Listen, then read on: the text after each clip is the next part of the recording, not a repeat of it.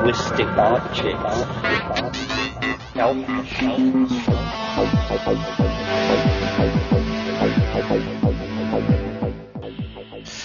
Greetings from Cyberdelic Space. This is Lorenzo, and I'm your host here in the Psychedelic Salon. Well, as I said last week, I'm not going to do any kind of year-end program or anything like that right now. In fact, this will be my last podcast until about the second week in January. Like some of my fellow podcasters, I'm going to take a little time off and just kick back and visit with friends and family for the next couple of weeks. And I know that a lot of you still have to go to work for most days during these holidays, but for us retired people and students, we appreciate all you do to keep the world turning for us, and we hope that you get to take some time off and relax as well.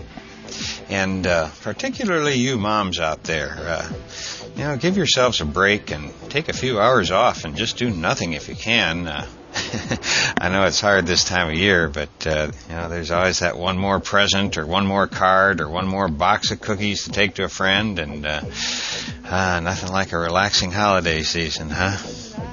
But I jest, of course. It is fun to reconnect with family and friends, and even with the ones that think you're the weird one when the truth is actually the other way around. But speaking of friends who are on your same wavelength, I want to thank a friend of the salon, Francis D., who made a very generous donation to help with the expenses of producing these podcasts. So thank you, Francis. We all really appreciate your help, and I hope that you and yours all have a wonderful holiday season. Now, getting on to today's program, as promised, we'll pick up right where the last podcast ended, with Rupert and Ralph discussing the challenges facing big science versus today's grassroots science. And once again, I've left this recording intact, complete with a few long pauses when they were obviously trying to figure out what to say next. And as I mentioned last week, these Trialogue recordings were made in September 1991, and apparently were recorded for their own use, perhaps in planning another public Trialogue or to gather information for one of their books. In any event, these quiet little recording sessions are starting to grow on me, and I hope you feel the same way. So the next 14 minutes or so will be the conclusion of their first session, where they were discussing the relative merits of big science versus grassroots science. Then there's a brief pause in the tape, and right away they begin the second session, and that begins with them discussing future books and trialogues, some of which materialized later and some of which did not. And once again, they began their recording session by first chanting Om, which I find quite charming myself. So let's join them now.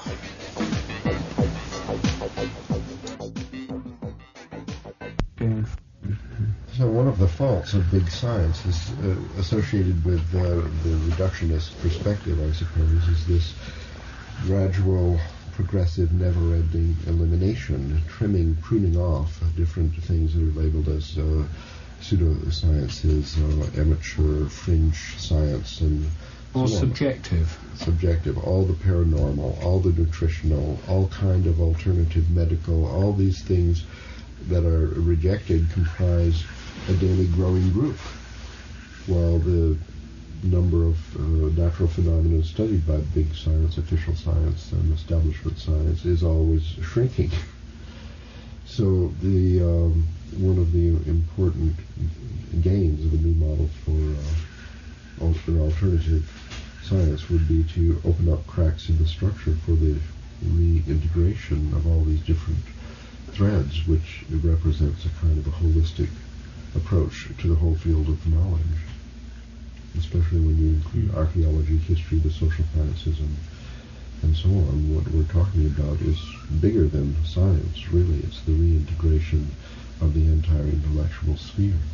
Of research in general? Yes.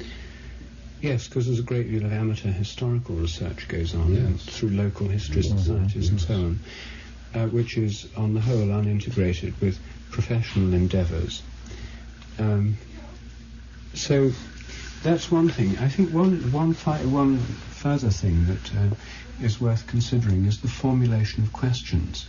Now, I'm trying to do it in my book called 8 Experiments to Change the World, where I've formulated 8 specific research areas with 8 specific experiments that could be done on very low budgets, any one of which would have a paradigm-shattering effect. Taken together, would reduce our present model of the world to rubble and require the adoption of a much larger and holistic view of reality.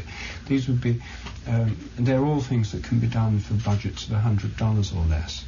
Now, I've spent some years trying to think out this kind of experiment, and the ones I've finally come up with for this book are selected from about 20 or 30 that I've considered. But this is my own unaided efforts, and it's a virgin field, and I can't believe that I'm the only person capable of thinking of these things. There must be many people, given the incentive, who could think up really good questions. One thing that happened with morphic resonance research was a competition run by the New Scientist magazine for experimental designs for morphic resonance, with prizes totaling only £250, which led to a considerable wave of creativity in experimental design. In terms of large-scale questions, the kind of endeavour I've been engaged in, thinking up simple experiments, is something which groups of people, such as ourselves, or such as exist in many parts of the world, could get together and think of questions, and not only think of the questions, but think of ways in which they could be plausibly implemented on low budgets by groups of amateurs, actually work out questions and possible strategies that could be implemented. These would then be competitions one way, a kind of forum for questions in which these questions would be published, and the most interesting ones would be taken up by others and stimulate a public debate is another. But this is an important component of it, and this is something that costs nothing. It just involves people sitting around thinking and talking. And this, I think, is a very important component of it, because there are lots of people in place who can do the experiments, but most people outside the scientific endeavour have not felt empowered to ask the kinds of questions which you can ask. And because my own background's in experimental science, I don't have that particular inhibition. But most people, once they get into the idea, or at least a lot of people, when they get into the whole mode of thinking up questions for themselves, not feeling they can't ask them because they're not professional scientists, are quite capable of appreciating, understanding, and asking these sorts of questions. So the realm of question formulation and experimental design in this context is a vast one, which is a wide open field, and which could lead to interesting debates, publications, letters. It could be done through existing popular science journals. If New Scientist or even Nature had a page in each issue devoted to the discussion of less than $1,000 research projects or things appropriate, small science corner. A question corner. Every science journal should have a question corner. That's right, and then readers' letters where people would write in and say, well, that design wouldn't work very well, it'd be better to do it this way. A whole debate could be started within international science journals themselves and things like Scientific American, New Scientist, which would have a great reader attraction potential and would cost virtually nothing and could exist within existing We need a magazine called Poor Scientific American. Well, some journals already have a question corner, I suppose, like the Journal of Seriology. I think they're interested in posing questions. That's right, and they also have people's predictions for the year, where people can offer their predictions about what's going to happen. Next year's discoveries. Yes. Well, something of this kind probably wouldn't survive actually as a separate journal, but as once this idea got more widespread, within existing even newspapers could run them on their science pages, and there could be sort of sections of this in schools and universities, student societies and so on. There could be, if there was some forum in which the questions could be aired, if some means by which they could be not merely sterile exercises in imagination, but rather have prizes or competitions that stimulate this and give a personal reward to those who think them up, and also some means by which the research can be implemented and fed into the amateur networks, then we'd have a completely different model. Like in psychedelic research, you see, one could formulate particular questions which one could ask of people who take mushrooms or cannabis or whatever, DMT, the various psychedelics, questions which would be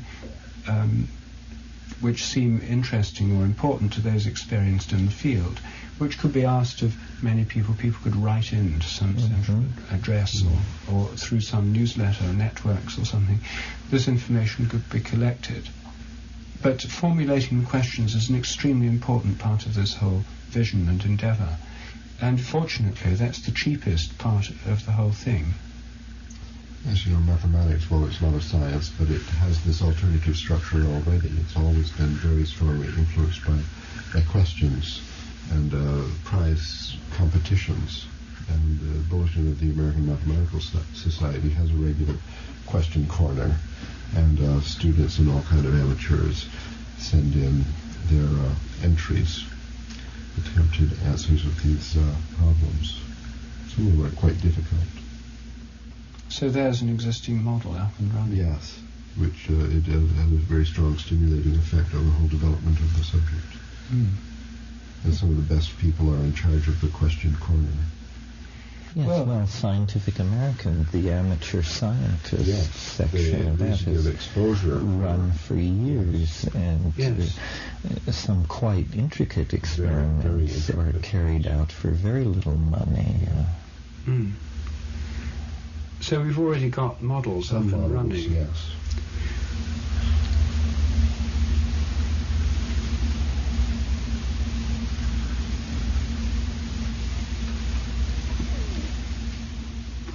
So how could all this be implemented? Well, we have we sort of derived a workable alternative system here, assuming that other paradigms in society would shift simultaneously, then this would naturally happen. I think the key just for example, on the integration of the different paradigm shifts, the key for the transformation into this new model would be changes in the universities and high schools. We mentioned several times high school students responding to these prize problems, and not so many times university students. Universities have been one of the main institutions supporting this restrictive, peer review, super professional, and archaic model of science. If universities were reformed so that they had departments of integration, as it were, interdisciplinary programs, and a holistic approach, then they could play a tremendous role, you see, in preparing people, educating people to be amateur scientists, for example. And interesting them in many of these problems. I mean, the questions being proposed by the question setters should become part of the curriculum in universities, for example. Mesmorphic resonance research has penetrated universities a little bit. At the University, for example, that's a model that should be spread worldwide. Universities should be revitalized along with the revitalization of science and the it's like in physical education, so-called. Some schools have team sports. You see, these are of no use whatsoever to the amateur athlete. Very few universities, like my university, the University of California at Santa Cruz, had no team sports and only individual sports because they wanted to prepare people for a new society. It was formed in the 1960s when, in the hip subculture, everybody gave up team sports and wanted only individual sports, something that you could continue throughout your entire lifetime. So that's a kind of change which is wanted in universities and all their other structures, so that the full holistic range of intellectual endeavor, including what we call research, is nothing more than participation. The person who's going to participate in life, in evolution, in building the future of the planet and the species, then among other things it's necessary to do research. One should be an amateur athlete, an amateur scientist, and an amateur historian, and so on. Everyone should throughout their lifetime. If universities are preparing people with a model of education, of self-education, which could be continued indefinitely, then of course they would be teaching this. They would be teaching grassroots science, where to find the questions, where to publish the answers, how to use the computer how to do it. In a sense, the move in science teaching and other forms of teaching towards students doing projects, which has been something that's been going on for several years now, is working in this direction, because now students are taught to do projects, and a lot of the teaching is supposed to happen through projects. The only trouble is the projects they do are ones of the most utter banality and derivative kind for the most part, because it's not assumed that a student can really do a serious and interesting project of any wider interest. These are like juvenile training exercises for research rather than the real thing. And there's no doubt people need training in research methods, but there's very few student projects that I've ever come across are conceived of as being real research. Now, the morphic resonance ones are real research, and there may be other areas where they do real research in student projects, but the direction of training students to do projects is already in place. This is mainstream. It's just that taking seriously what's already mainstream hasn't happened yet. The students are demanding more interesting problems. We set them. And because they're not set them, they abandon science and go to something else which is more interesting. And they have real problems that students can address, like the computer science. So the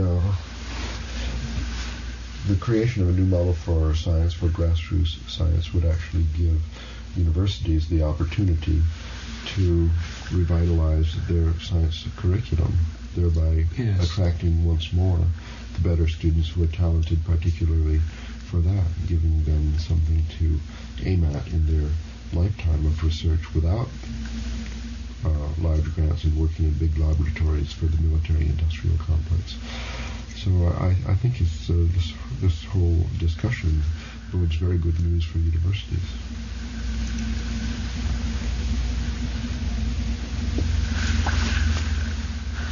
Good. Well, I think we've solved the problems of science. Yes.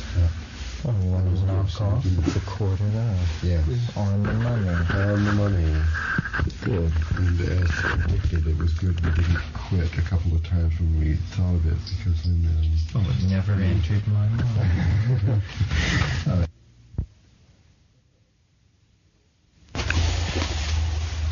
You know, if the future of intelligence is inadequate in the light of subsequent reading, we can do that one again, and it'll be much better setting time. So I don't see, unless there's some other pressing reason, I rather enjoy the trialogues, and I think the concentrated form is better than once a month. I think we get into gear and into the mood, and it flows better. You know, it's like, instead of writing one chapter, of a book on the first few days of each month, I mean, actually I find it easier to get right in and keep working day after day. It may be a different style. Yes. No, I like the way of doing it. I think if we had subjects in advance and gave them some preparation, it would be better. For example, if we come here to give a workshop, then we cram a certain amount of homework a day or two in advance. And originally our fantasy for subsequent volumes was to go to rent a house in Glastonbury and to do a number of trialogues on one subject about the neighborhood. But I think today went well. Yeah, I don't think there's any problem so far. Why don't we just carry on and... Yes, let's carry on. I mean, that we were allowing the fact that we get together so rarely to dictate that we then try to jam too much into these things, and that we might be better served in the end if we in an ideal situation, did them more infrequently with more preparation. Well, I think we could take that approach for Volume 3, but Volume 2 is... the fact is that it's really difficult to get together, and here we are together. Yes, we might as well do them. And if we don't like what we've done, we can throw it away. But yes, we'll regard it as the roulette approach. We'll do 6 or 7, maybe 3 or 4 of them we'll like, and we don't know which ones. And if we can get together at other times, all well and good, but it's hardly possible. This is the only time we come to the US. For Prague, let's say we'll do one trialogue in Prague. We'll decide the subject 2-3 months in advance, and anybody who wants to do homework can do so. Okay, I must say Volume 3 is a phrase I hoped never to hear. Well, Glastonbury would be fun. Yes. Without doing this, I assure you... Terence is getting worn down. It's getting worn down, yes. Well, we'll have to bring back this. That may have to come, Terence. Talking about it won't suffice. Talking about it definitely won't suffice. Okay, well, let's roll here. What? It doesn't matter. Oh, it's maybe warmer. Do you want it drawn on that? Well, it's too hot in here. Oh, well, then let it bleed heat. I don't mind. Well, we can always open the door. Okay. You would get better light. I think this would go on over right up here. Maybe. Well, that shines straight in my eyes. Yeah, okay. All right. Because we're sitting... We maybe don't need the central light. It can also be dialed down. Well, try putting it off. Clear off. I think that's quite adequate. All right, so we need a chant.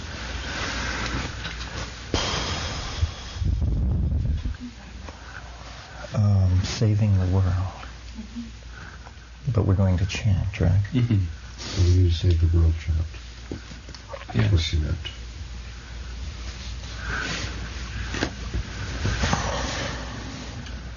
So what'll it be?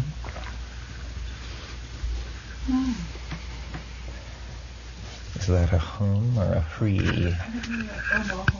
Omaha. Or an Omaha, perhaps. The mantra of North America.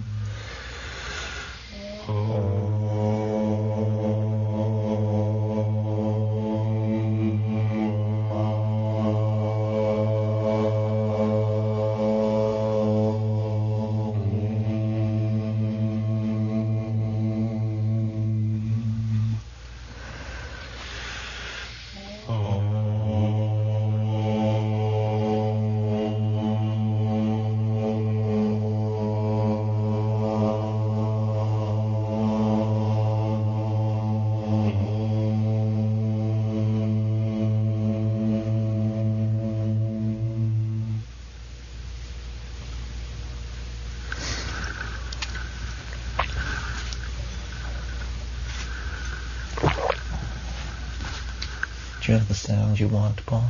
Yeah. Very good.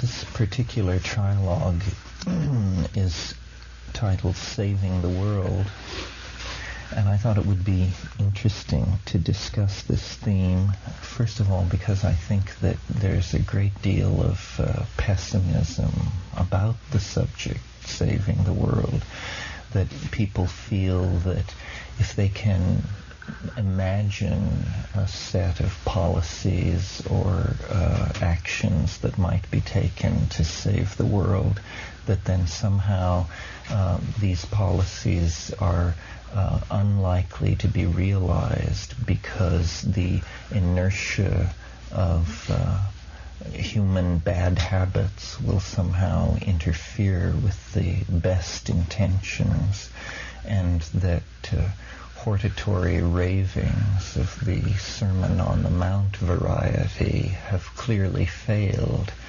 If mere speaking about saving the world could do the job, it would have been saved quite some time ago.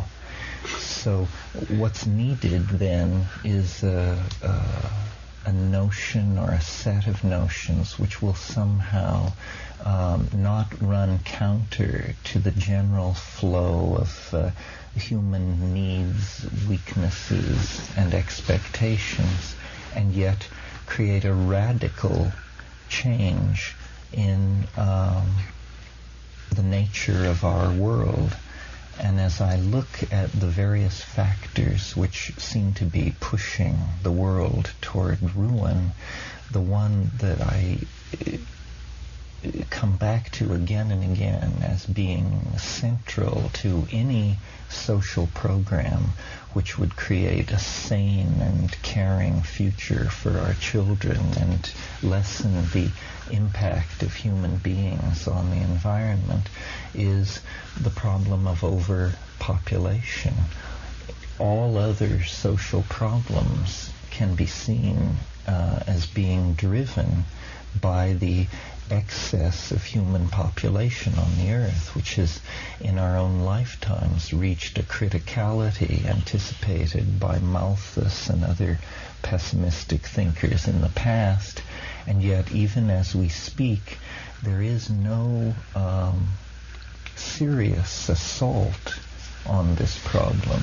Population growth and its handmaiden resource depletion are running rampant over the surface of the planet. Is there anything that could be done to mitigate this situation and buy us a little time? And I think the general feeling about this is no, there is not. That because people enjoy sex, because people enjoy family life, because people are not educated concerning birth control and so forth, that somehow this is a problem we just avert our gaze from in the hope that perhaps war, epidemic, disease, or some other natural catastrophe will intervene and do the work that we as human planners have been unable to do. And I think this is a profoundly misguided and pessimistic position to take. I was once challenged in a workshop I gave. Someone said to me, well, you're always talking to these entities in the higher dimensions. Why have you never asked how to save the world? And at first I took it as a kind of facetious challenge on the part of someone who didn't really understand the protocols necessary for dealing with these entities on the higher planes. But then I thought more about it, and I thought, if this is a legitimate source of information, then this would certainly be a legitimate question to pose to these entities that profess such affection for humanity. And so the next time I entered into dialogue with the botanical logos, I posed this question: how can we save the world? And with a lag time of under a third of a second, the reply was given. Each woman should bear only one natural child, the logos told me. I have to confess, this was an idea that I had not given a great deal of thought to. I don't think very many people have. And so I would just like to sketch for you the consequences of this and some interesting facts that I've come upon in the process of looking into it. First of all, let's just take it at face value. Each woman should bear only one natural child. Now, what would be the demographic consequences of this? Startlingly, within 50 years, the population of the Earth would be cut in half. without war, epidemic, forced migration, government programs of sterilization, so forth and so on. If a policy like this were adopted by even a major percentage of the world's women, the impact would be immediate. In the succeeding 50 years, the Earth's population would fall by half again. If such a policy were in place for 150 years, a serious social debate would ensue on a subject inconceivable to us. Are there now enough people in the world? I took this idea and I began to look into the demographics of population, and I made a very interesting finding, which I've not heard widely repeated in the media, even among the people who are concerned about the population problem, and that's the following. A child born to a woman in Malibu or the Upper East Side of Manhattan or Berkeley or Hampstead Heath, in other words, a child born to a woman in a high-tech industrial society, in the upper class of that society, will have between 800 and 1,000 times greater negative impact on the resources and carrying capacity of this planet than a child born to a woman in Bangladesh or Zaire. This is something we are not often told. When we think about the population problem, we tend to think that it's little brown people on the other side of the world who just perversely refuse to stop having children. But in fact, this is not what is going on. Converting a woman in Malibu to the notion that she should limit her reproductive life to one child is the equivalent to converting 900 to 1,000 women to the same proposition in Bangladesh or Central Africa. If we were to go to the third world and meet a woman who told us that her ambition was to have 800 to 1,000 children before she died, we would imagine ourselves to be standing in the presence of a social criminal, a person so callous to the needs of the earth and the present state of humanity as to be almost beyond conceiving.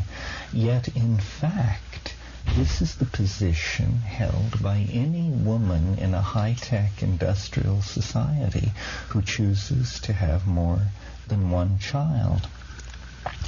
There are a number of interesting factors about this. First of all, if we were seriously to propose this idea, one woman, one child, traditionally, among demographers, population policies have been most difficult to sell in traditional societies, traditional agrarian societies, because in those societies, having large numbers of children is linked to centuries of religious and social tradition. And so then great frustration spreads back among the advocates of population control because these traditional women are unwilling to make this commitment. In contrast to this, think about the woman in Malibu or Hampstead or the Upper East Side of Manhattan. She is college educated. She has access to excellent medical information.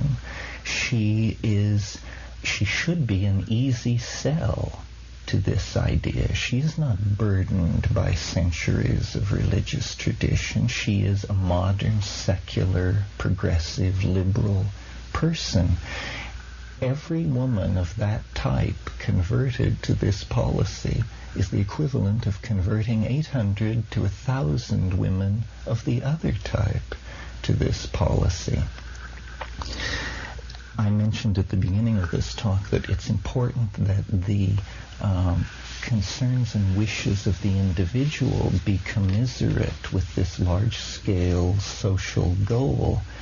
Notice that you can say to this college-educated, upper-class woman, how would you like to have more leisure time, save a pile of money, and be hailed as a political hero?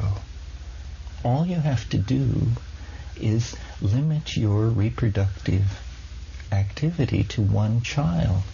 Now, to the obvious objection that people want large families and want more than one child, you say the cities of this planet swarm with children without families. We're not saying you can't have a house full of children. We're simply asking that you address your unconscious genetic chauvinism and limit the expression of your own genetic heritage to one child. You may fill your house with unwanted children from other parts of the world. In fact, we encourage you to do so. So this is a plan where the goals of the individual, and I think most women of this class I'm talking about do desire more leisure time and are not immune to the attraction of saving money, and would certainly like to think of themselves as behaving politically correctly. Now, another interesting thing about this proposal is it's the first plan I've ever heard for having an impact on the destiny of our species that does not depend on men. Women claim that men run and ruin the world. Very well. Let women limit their reproductive activity to one natural child and save the world and increase their leisure time and wealth at the very same moment.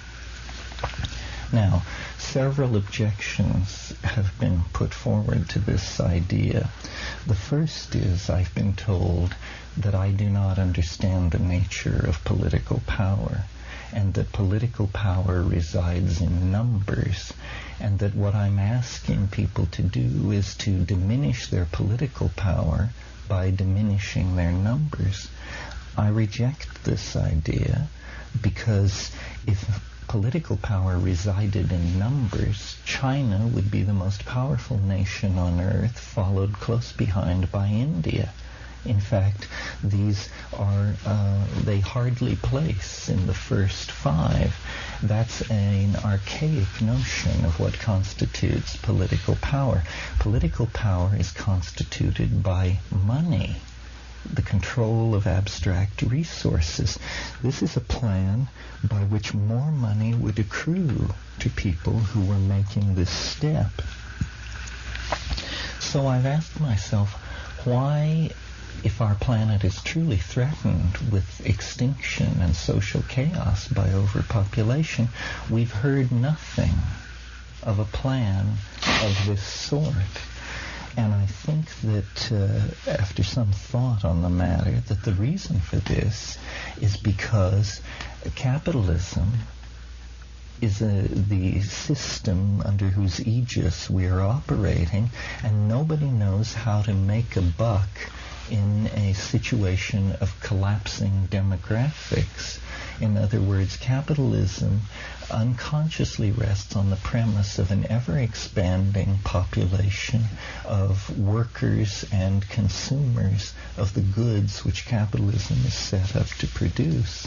I don't think that the preservation of capitalism is a sufficient reason to ruin the world and rob ourselves and our children of a sane future.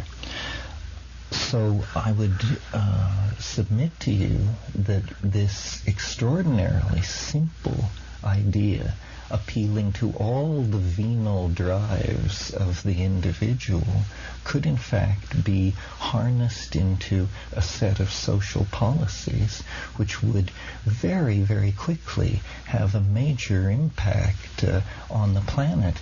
In fact, I'm interested in seeing computer simulations run. How many of these high-tech women would have to convert to this notion before there would be an enormous freeing up of resources? A very small percentage. I mean, I would suspect that if 10 or 15% of the women in the wealthy classes of high-tech societies were to do this, the impact on resource availability would be measurable almost immediately. It isn't the poor woman in Bangladesh who should be preached at to limit her reproductive activity. After all, her children rest on the earth as lightly as moths or mayflies. It is the children in the high-tech societies that consume more plastic, glass, steel, petrol byproducts, and so forth than whole villages of people in the third world. So I put this idea out, not only that it be debated on its own merits, but because I think it shows that in trying to solve problems that we've come to think of as intractable, we actually have fallen victim to a kind of failure of imagination, and that some of the problems which we tend to think of as insoluble are in fact quite soluble if we will only make the imaginative leap necessary to think about them in these kinds of terms. It was stunning to me to realize that without migration, war, disease, coercion, you could cut the Earth's population in half in 50 years and make a whole bunch of people leisured and wealthy in the process. It seems to me astonishing that these kinds of things have been overlooked.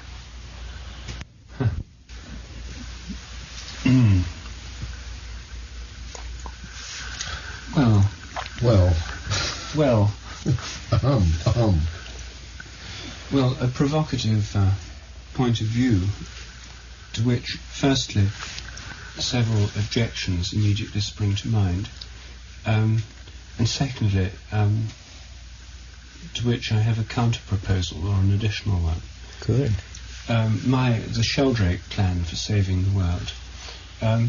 But before that, first I should think that the incidence of single-child families probably is 10 to 15% of the class of women that you talk about already. It's a very common phenomenon.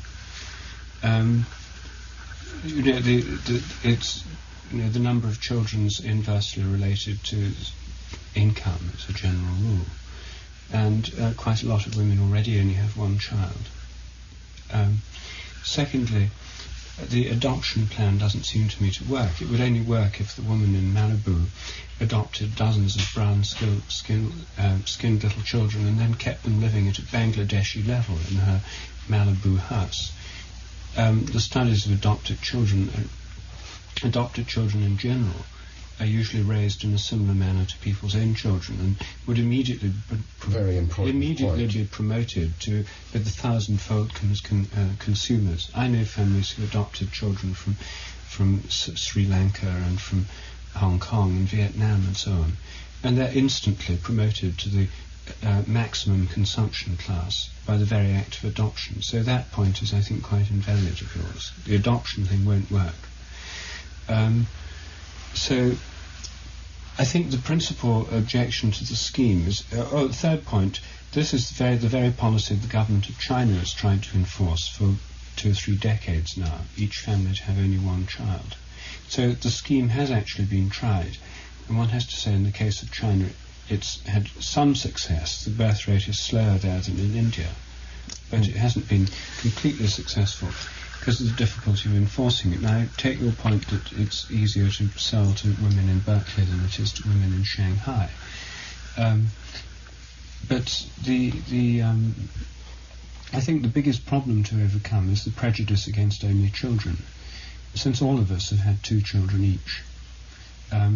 if we ask ourselves why we had 2 children rather than 1, we certainly didn't have them because we thought we'd get more prosperous by having 2 children.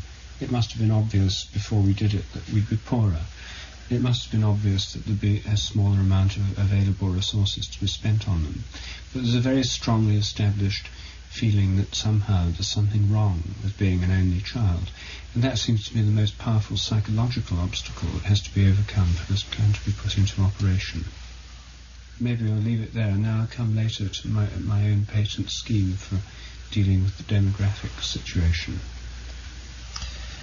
Yes.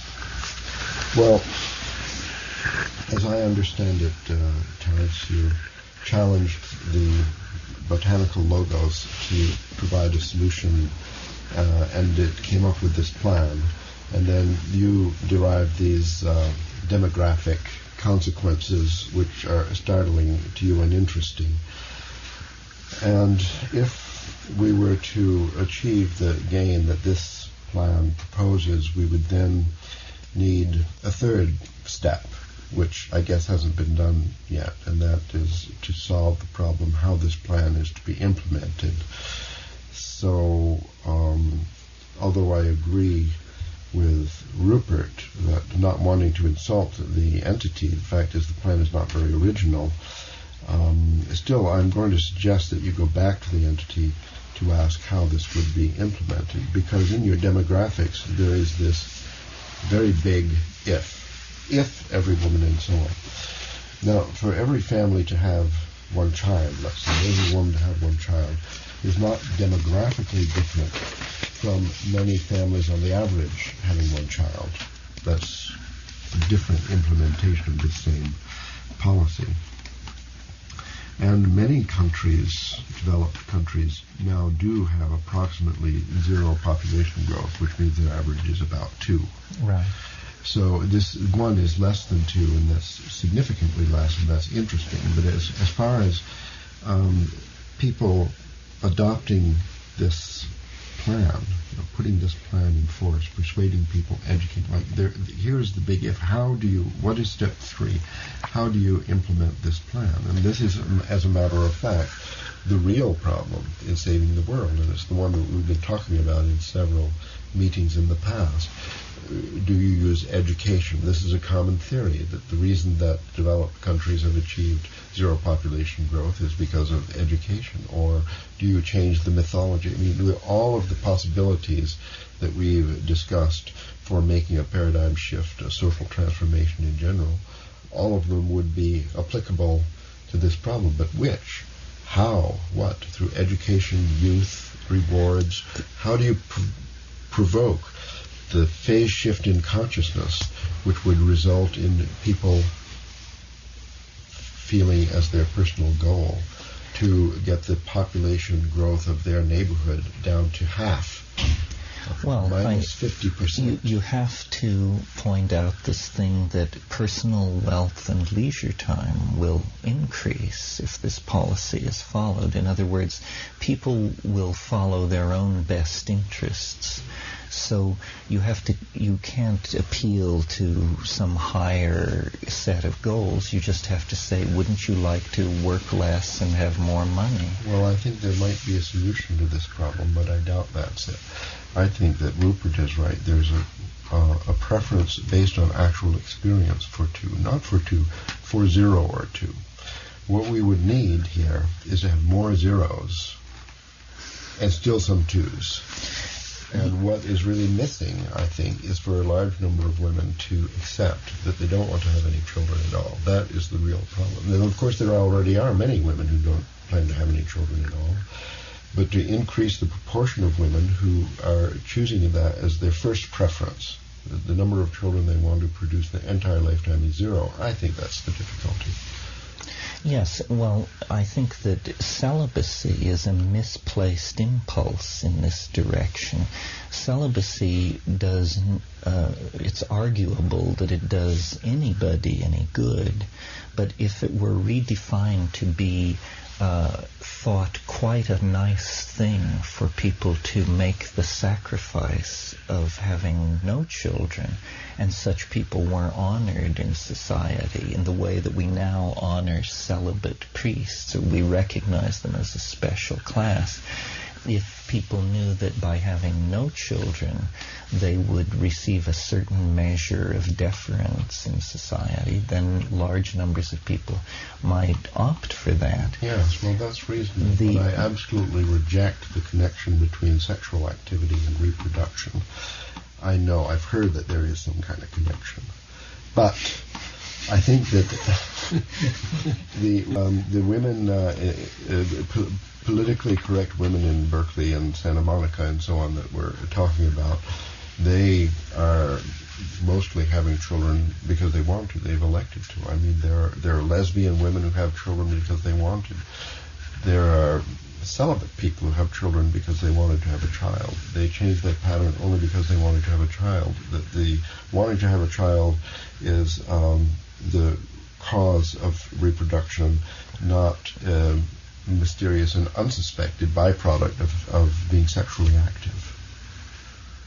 So I think we need, in order to resolve this final problem in the entity's suggestion, we need to find some educational or mythogenetic strategy whereby people would really yearn to have zero children, with or without sexual activity. They have all kinds of... Well, I think this could be done in all kinds of ways, through education, through tax incentives, through direct payment. Also, I don't accept your... Direct payment? I don't accept the premise that faced with one's desire to have two children, or if that were linked to wrecking the planet, I think people would just have one child anyway. Yes, well, that's a possible breakthrough. And in fact, we don't know the consequences of having one child if it were generally accepted. I think a lot of the one-child talk that goes around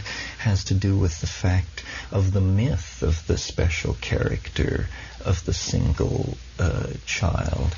And daycares, all kinds of social institutions could be retooled to make sure that these children spend a lot of time with other children. So I don't see that as a tremendous barrier.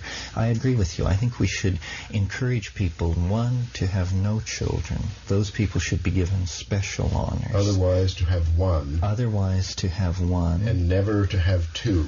And never to have two. And people should accept that nuclear families don't really exist in this society, and so they're going to be single parents, and that makes it more attractive to have just one. That's right. With two single parents, each with one, combined in a house, then in fact they'd have a sort of nuclear family with two children, except both the parents would be female.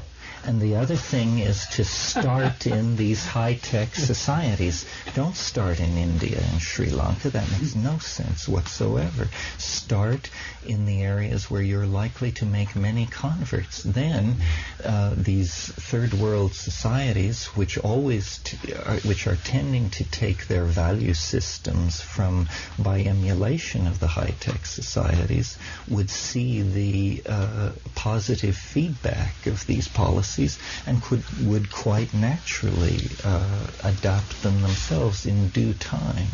Well, I think we do have a plan here. It's sort of rounded out. Well, let's hear Rupert's other plan. No, let me just raise one further objection which has to be overcome. I mean, first, giving single children and single-child families a better name seems to me the most important, and you think the easiest aspect of this plan. Well, that seems very important.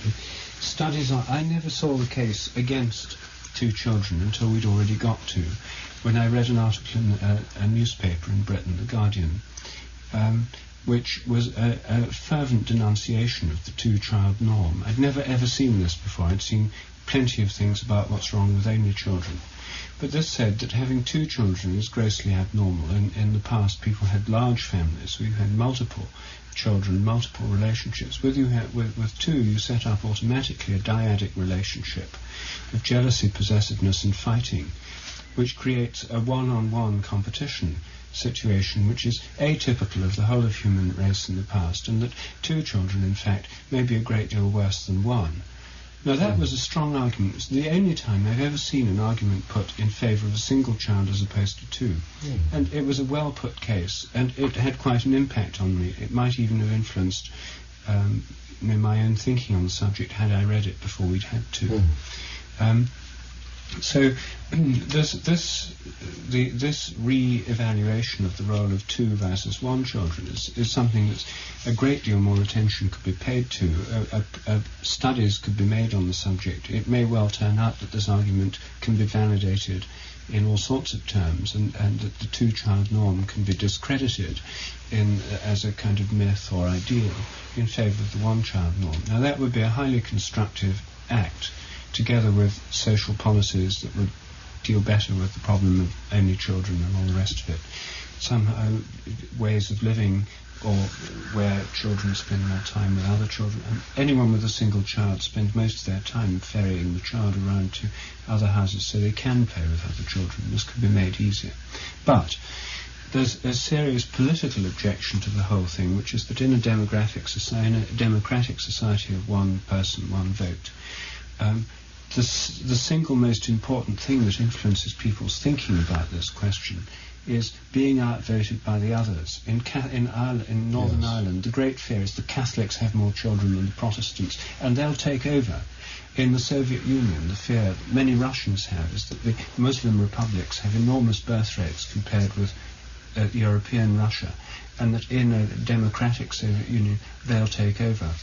The fear in the United States surely must be that for the woman in Malibu or Santa Monica, that within 5 years, maybe 10 years, Hispanics will take over control of Los Angeles, within 25 years or 10 years, 15 years of California, and within 50 years of the entire United States. And then they'll change the rules because they believe in larger families and they won't want to go along with this kind of norm. That's the kind of objection which I think will strike people very deeply and raise tremendous fears. I think there's an answer to that particular objection, which is by take over, what you mean is claim an unfair amount of the wealth of the society, or the resources, or the political power. But notice that in a society where this kind of policy was slowly taking hold, all segments of society would grow more wealthy, and there would be a diminishing anxiety about resource availability, because there would be an ever-expanding available pool of resources. In other words, if we're going to cut the Earth's population in half, then there's going to be twice as much land and wealth to go around. And so people would see themselves progressively enriched, generally and specifically. I mean, in a world where the population is dropping by 50% every 50 years, every time you got your mail, you would learn that a distant cousin's line had died out, and that his estates and bank accounts had been ceded to you. So you think a chain letter principle is the one that... Something like that. Well, but that's the big if again, because, Terence, you already accepted the fact that in Bangladesh the population growth is not going to decrease, only in Santa Monica and Berkeley. No, at first in those places. I'm saying don't preach it in Bangladesh at first. Demonstrate it in the high-tech societies, and everyone else will follow along. And as a society becomes more wealthy, that means more educated, the case will make more and more sense. It's something that it's interesting that the burden of working this all out would fall on the women in the high-tech societies who have claimed that they have never taken their due role in human destiny, and here would be a chance for them to step forward and lead us all into a better world by their demonstration. Well, I think in the case of our own experience in our own families and co-parenting arrangements, we and participated with our wives in a discussion about how many children to have and so on. And that probably would be the case in these high-tech developed countries and families and so on. It would be sort of a partnership of men and women that would have to come to this new understanding. But women would take clearly a flagship role in all this. Yes. Well, suppose that Rupert's idea that a reason for large families and anxiety about the voting situation in democratic countries, and well, we could change the vote so that siblings of the same mother would share one vote. That would take care of that. I think there are cleaner ways to take care of that. I mean, I see this objection, but I think it could be met, that social planners, you could put in place incentives. I think it could be met. People are anxious. They don't want to lose power or wealth or land. And the very notion of falling demographic reverses this pressure. And everyone, even those for whom the policy is working least well, are still living in a better situation than if the policy were not in place. If the policy is not adopted, or something like it, we all lose. If the policy is adopted, most of us would gain. Well, if we accepted, just for the sake of discussion, that the present population of the planet is an okay number, then we don't have to seek a decrease, then zero population growth on a planetary scale would be our goal. It's just a more gentle... No, it isn't true, but for the sake of discussion, let's consider that. Then we already have achieved our goal in developed nations, many of them, and not in the rest of the world. So according to your idea, if this would apply to the one-child plan, that the success of this plan would then diffuse over the underdeveloped countries, that we should see that already happening, and yet we don't. No, I think we do. As standards of living rise, population rates slow. This has been observed all over the world. I know, but the standard of living is not rising because the population is growing and outstripping the resources, and people have this enormous famine in Africa, and their response to this famine is to have more and more children in order to... But for instance, in Thailand, South Korea, the emerging the industrial countries of Southeast Asia, the population is slowing, and it's generally credited to the rising standard of living and expansion of the industrial base. Yes. I mean, there's one further point, perhaps not such a serious one, which is the thing that terrifies people as well is not just being outvoted by the increase of one section of the population relative to the other, like Hispanics, but also the question of immigration. And in Vancouver, for example, within 5 years, there'll probably be a majority of Chinese. Hong Kong Chinese are flooding in every day, great plane loads of them, just buying up a lot of property in Vancouver. Mexicans are flooding into the southern parts of the United States. This idea of people flooding in, the Germans are now getting worried that East Germans, they thought by unifying the country they could decrease immigration from East Germany. In fact, it's increased.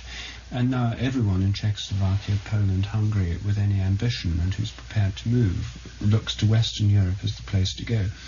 Any moment, people in West Germany are really afraid. If there really is a kind of European economic free zone that includes all of Europe, a free movement of peoples, just what they've been claiming they want for 30, 40 years, they've been claiming this is what they want. If that's what they get, 100 million Russians will probably want to move to West Germany.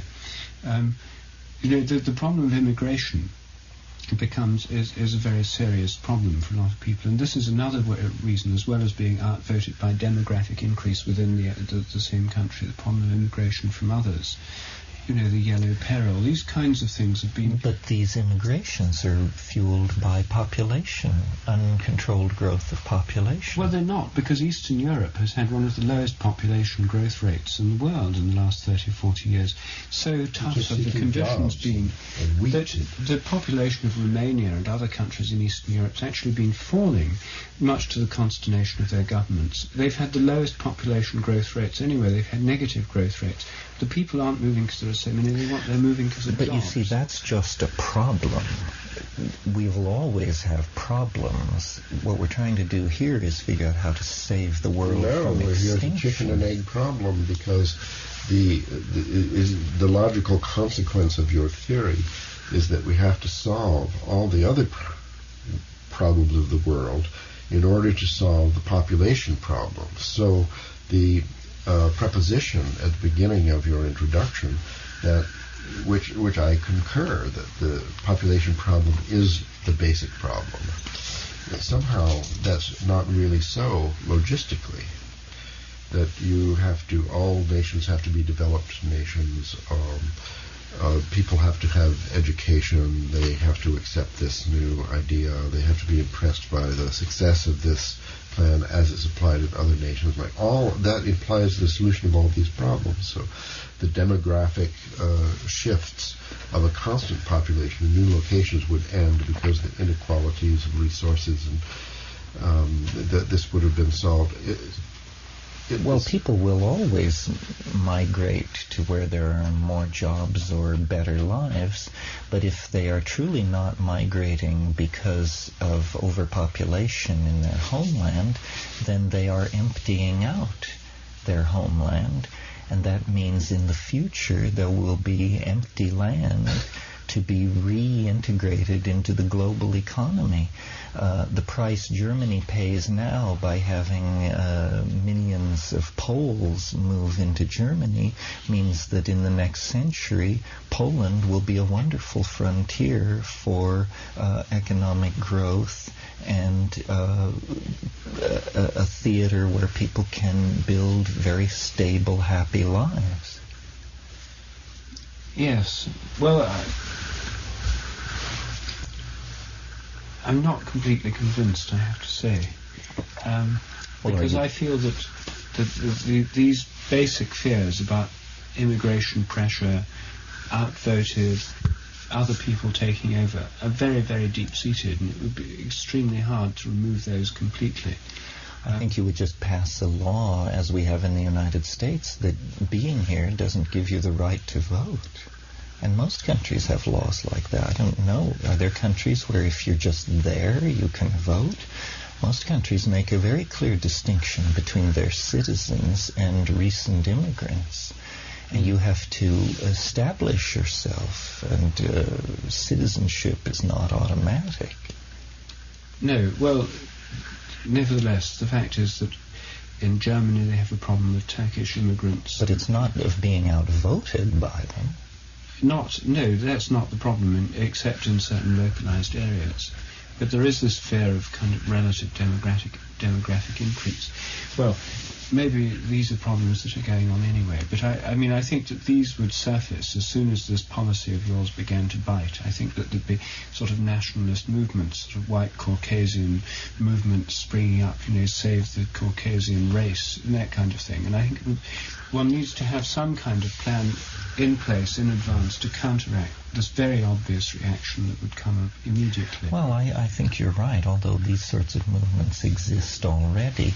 What you would hope is that this was a solution, and that therefore the consequences flowing from it would, in a fairly short amount of time, outweigh the negative aspects of it, and that people would see that their standard of living was rising, there were more resources to spread around, there was less a sense of encroachment and so forth and so on. I think if people could achieve zero population growth on a planetary scale, as we could regard this as a halfway step, from there they could progress.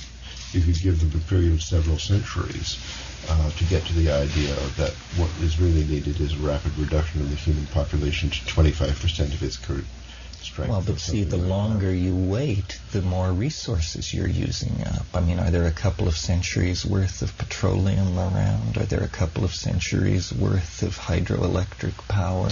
Well, I think if zero population growth on a planetary scale were achieved in the very near future, if we could achieve that, we could achieve anything. Well, you would only achieve planetary ZPG if in large areas of the world you had less than ZPG, because you would be taking up the slack in those laggard areas. But whatever it is, it's easier to achieve than what you're proposing, because if people in Southern California, let us say, are seeing that their sector of the population is going to decrease to half within 50 years, in the same span of time that these other folks are going to be multiplied by 4, then it's obviously not going to go. No one is going to accept that. Why not? The people in Southern California will be twice as rich. The people in the other area will be 4 times more impoverished. I'm talking about, let us say, another sector of the population in Southern California, which is multiplying at a rapid rate with, let's say, 12% population growth per year, so doubling the population in 5 years. Through immigration and increase. Yeah, well, that's the birth rate in Mexico right now. Is increasing 12% per year. Can't be 12%. No? Nowhere's more than about 3.5%. Oh, excuse me. Maybe we'll fix 2%. This in the transcript. Well, I'm not saying you're not going to save the planet with a snap of the finger. It's too great a discrepancy. But since the other things on the table to solve this problem are thermonuclear wars, synthetic viruses, pogroms, genocide, triage, and computer-directed mass starvation, this sounds to me like a pretty good idea. Well, you haven't heard my plan yet. Have at it. This plan was conceived when I first went to India and was published in Nature in 1974. And the reason I had a slightly wary attitude to plans for solving the world's population is that, having had one myself and promoting it vigorously in international circles, including various sort of international aid agencies, that I was working as part of one, I had the ear of people of influence and so on. I was in a good position to do it. The fact that nothing's come of it over the following 17 years has slightly discouraged me. Anyway, the scheme, as it goes, is quite simple.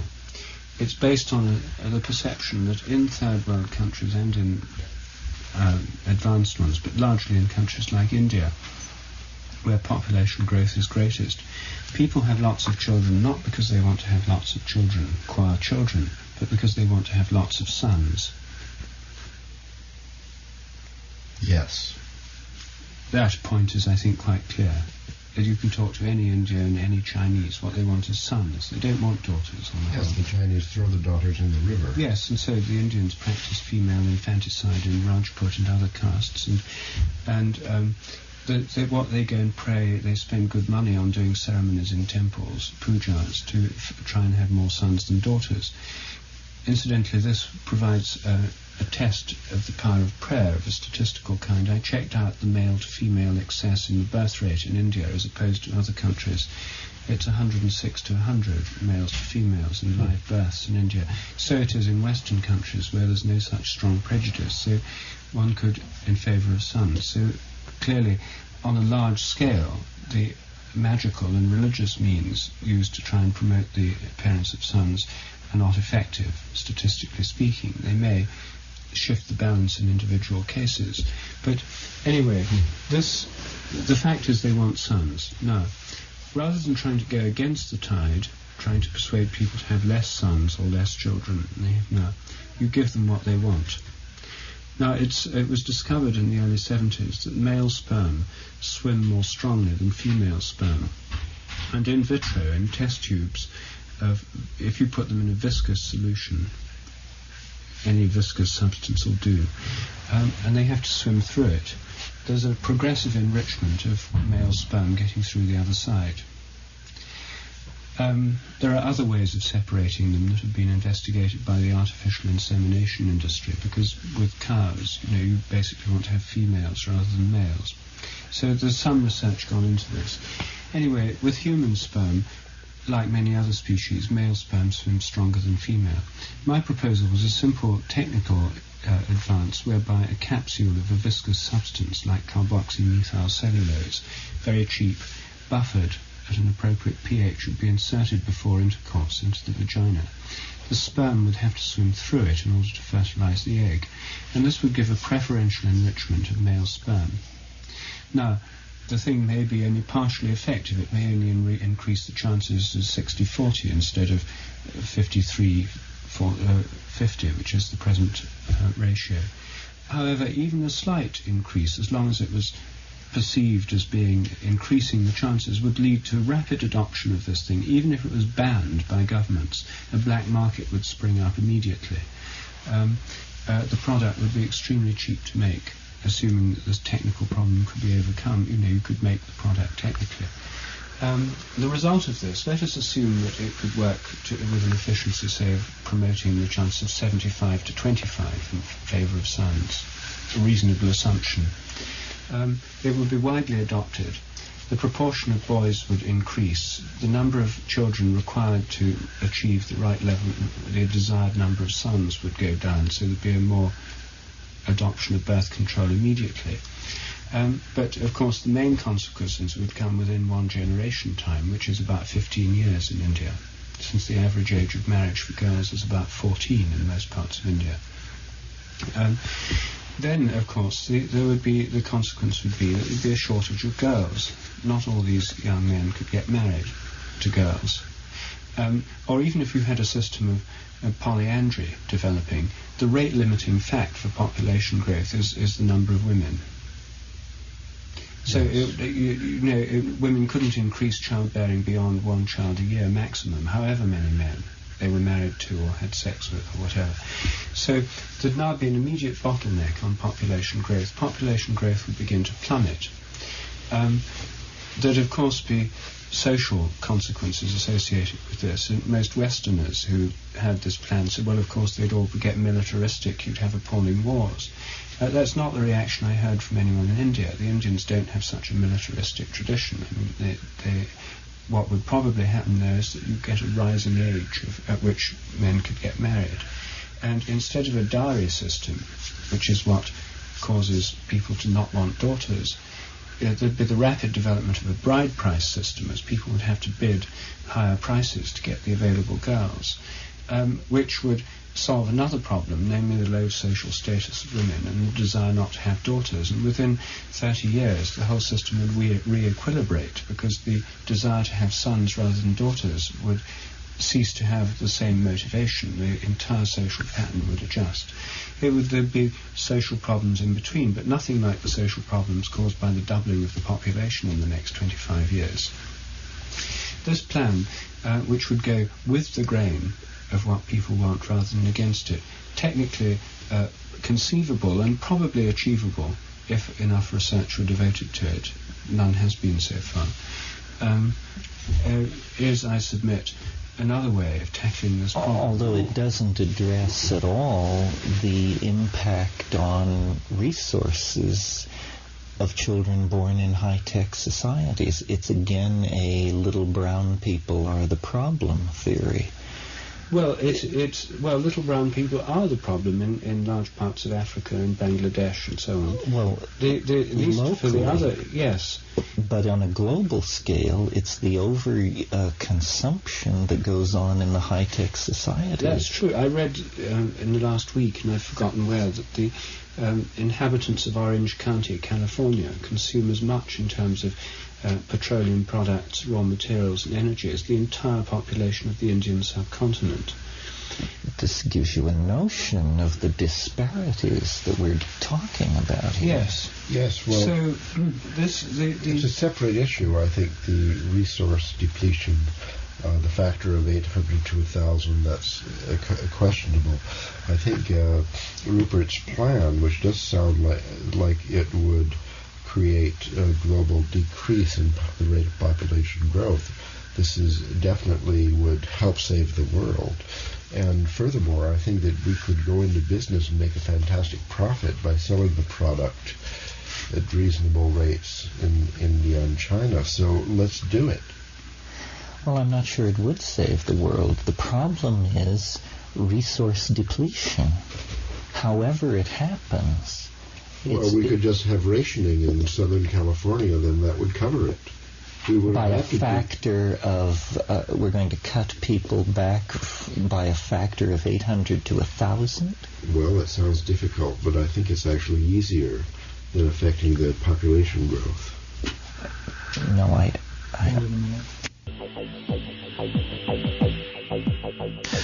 Well, that idea of cutting back consumption in Orange County, California by a factor of 1,000 seemed to even leave Terence speechless, at least for the moment, until we get to the next tape.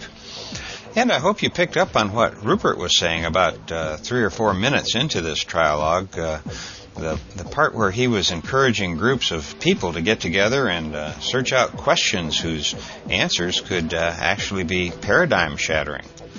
You know, I know enough about a lot of our fellow saloners to know that right here in our own little clan there are a significant number of people who are every bit as intelligent and as creative as are these great trialoguers. So even if it's just you and one other person, why don't you start asking the big questions the next time you're together? You know, rather than let the mainstream media dictate what you talk about. I bet you'd be surprised at how many people you know are thinking much like you are, but who are just afraid to be the one to break the ice, so to speak. You know, maybe it's time to stand up and be counted when it comes to the evolution of human consciousness, because if our minds and our emotions don't soon catch up to our technical know-how, well, I think we're possibly going to be the cause of our own extinction as a species, you know, which, of course, happens to unintelligent species, I might add. And, hey, what do you think about Terence's proposal that every woman and every man, I should note that he added in later years, but that each person should only have one biological child? You know, at first I didn't buy into the idea, but when he said that in just 50 years, that decision alone would reduce the Earth's human population by half, well, he at least got my attention. And and what about the fact that a woman in the upper class of a high-tech society having just one child has the same negative impact on the planet's resources as a third world woman would have if she had 800 children? Wow, you know, I'm not sure those numbers are valid. It'd be interesting to see where they come from, but when you put it that way, assuming the numbers were valid, well, then the decision to have children really becomes a lot more difficult. And I have to admit that I'm glad that I'm now past the age where decisions like that aren't going to come my way again. You know, I'm afraid that the way ahead isn't going to provide many easy choices. And I don't really think that there's any person or any group with all the right answers. So the best you can do, at least the way I see it, is to just make the best decisions you can about things like having children and giving up red meat and buying mainly locally grown organic food. You know, these decisions were once pretty simple, but now they're no longer just casual decisions, but are decisions that could have an impact not just on you, but on your descendants and on the planet itself. You know, and in my humble opinion, we're very near a tipping point, one that I have a hunch is going to tip us into a much better basin of consciousness. But it's still a tipping point, and there's no better time than now to live as impeccably as you can. You know, it's time to stand up and be counted, my friends, because the stars are entering a new alignment, and one that we aren't going to be able to ignore, I don't think.